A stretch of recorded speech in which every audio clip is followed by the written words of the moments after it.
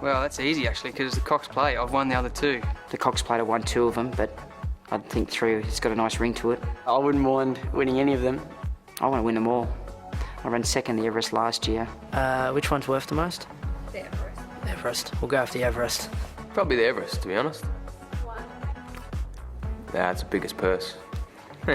Pure greed factor, it'd probably be the Everest. I couldn't knock back the Everest. It's $30 million.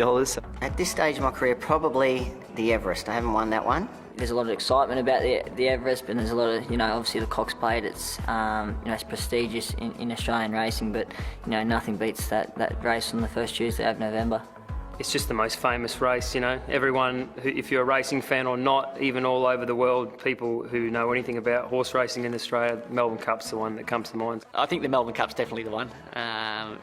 Everest is obviously more prize money now. I've had to choose probably the Melbourne Cup. Flemington's my favourite track to ride it, and it's the most famous race in the country. Melbourne Cup, it's just everyone's dream as a jockey. I think it makes you a household name. The Melbourne Cup is the race that stops the nation. It's the one race that everybody watches. I think everyone wants to win the Melbourne Cup, but a Cox Plate would be great. Great question, and I reckon line ball between the Melbourne Cup and the Cox Plate. The Melbourne Cup or Cox Plate, I'd probably rather win the Cox Plate, I think. I see the enjoyment out of jockeys that have won a Cox Plate, and for me I think it's the biggest and toughest weight for age event in the world. I'd like to win the Cox Plate because